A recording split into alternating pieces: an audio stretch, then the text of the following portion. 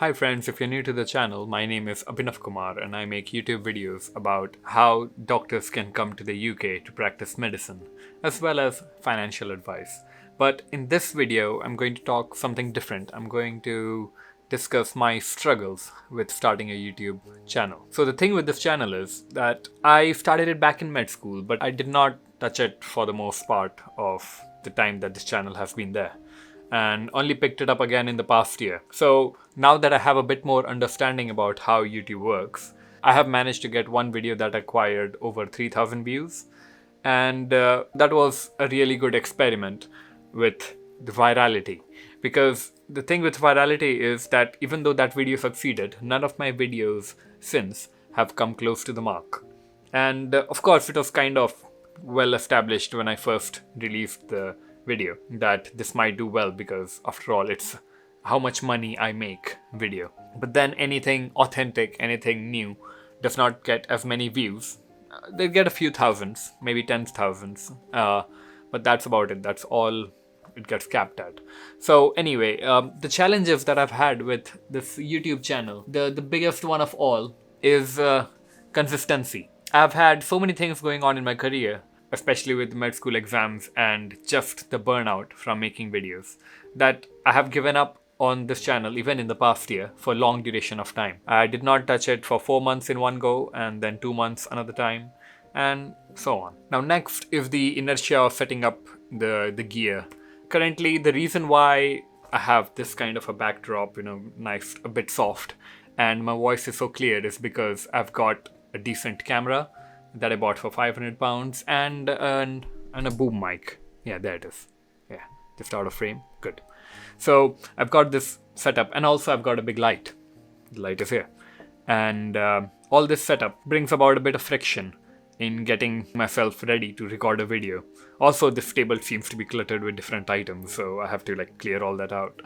So the inertia is quite big, and that really stops me on some days from recording any video at all. Now next is the quality versus quantity side of things. The problem with this is that I really I learned all the knowledge, all the tips and tricks, the 10-second rule where every 10 seconds you have to have something flash on the screen to increase viewer retention, and many other hacks. I decoded many videos to try to figure out what really makes the best hook, what really is the best thumbnail to work with. Thumbnail is still good, but then the in-depth investment that I made into making each video was quite tiring. The quantity versus quality debate. I gradually started upping my production quality so much that it became quite difficult for me to release videos quickly enough. And after my big money video got a few 100,000 views, I recorded another video, 2 videos, and I really invested a lot in their editing, having some stickers flash on and background music, pop sounds. Of course, I worked with a video editor by that point, but having to keep on going back and forth with the video editor to get the gist of what I wanted took a long time. And so when it takes you about 2 weeks, 3 weeks for a video to be published, then when it doesn't do well, it kind of sinks your heart a bit. and then you go back, you recuperate, and you figure out the next best strategy for making this YouTube thing work, because I know it is going to work. I just need to figure out how. I just need to find the balance between the quality and the quantity. So in the past week or so, I managed to release 3 videos with the help of just a reduced amount of editing. And yeah, so that has really helped me keep a good pace. Let's hope that the videos I keep uploading in the future do allow me a peace of mind, while at the same time the increasing number of viewers or the subscribers help me keep motivated and be driven to invest in maybe getting some effects coming up on the screen. But of course, the first step is to have a good storyline, because without a good story, no matter how much I'm going to edit, it won't really matter. And the only real investment that you need to get started on YouTube is a mic that I have boomed in. If you have a clear audio quality, then people are going to listen through. People are going to watch even a bad quality video, as long as there is a good story, of course. And everything else is just secondary. So trying to copy the video style of Ali Abdaal, Elizabeth, Izzy Sealy, it's going to take a lot of work. And when you don't have the initial subscriber base or a good traction with your views, delving too much into optimization, there is a word for it, it's called premature optimization. So delving too much into that side of things without first getting your story making abilities great, without first fixing how to make a good hook that will keep your viewers watching for the first 30 seconds and the likes, it will be a waste of your effort. So you're better off making more videos at a lower quality than less videos at a higher quality. Unless, of course, you come in from a big film background. Like there are some YouTubers who take out only one video here and there, but each video takes off massively because they have invested months and months of time. But for somebody in my situation, or me that was there last year, this is the advice I would give to them, that find balance. Don't overkill. Now, the next thing that I have found challenging is my thumbnail design. It's been a lot of work trying to figure out what's a good thumbnail like. So anytime I find a good thumbnail, I save it. And then I reanalyze and analyze again on multiple days and finally try to get the hang of what really makes a good thumbnail. So that has been a work in progress, and I hope I have started making better thumbnails now. But the good thing is YouTube has come up with thumbnail A/B testing, where you can put up 3 thumbnails side by side, and YouTube will display them to different audiences, one thumbnail at a time. And whichever one gets the most clicks, you can then prioritize that to be your main thumbnail.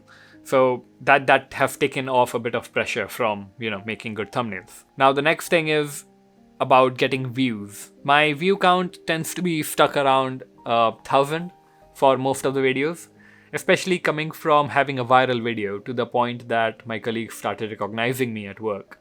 Coming on to other videos that get only about 1,000 views really is a reality check. Though that one video was an exception, and the gradual build-up of all the other videos and the gradual improvement in quality will be the real benchmark of what I'm capable of, rather than that one-off video. Because as you can see, it wasn't sustainable, and I have not been able to recreate that in the past 7 or 8 months. Now, as with all things, the people around you also play a big part in supporting you in your journey.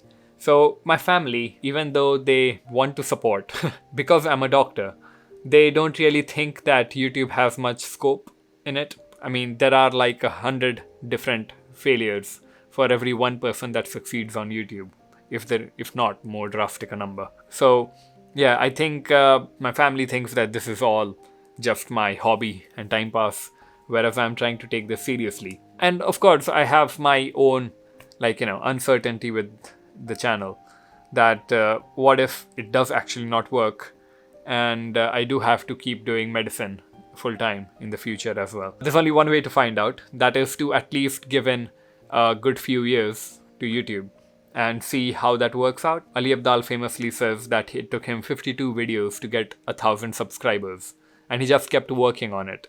So that's really the idea, to at least put in 2 years of time and at least 100 videos to really see how the channel is going to work out for me in the future. Finally, the other 2 things, something good, is that I finally figured out, after many video edits by myself, I finally figured out how to hire a video editor. Now, that helped take off a lot of burden from my shoulders of editing a video. As you know, video editing can take hours and hours. Even a simple edit, even this video that you're watching will have had its and ahs and forgotten lines. So a video editor will come in and clip out all those parts and then make a coherent story.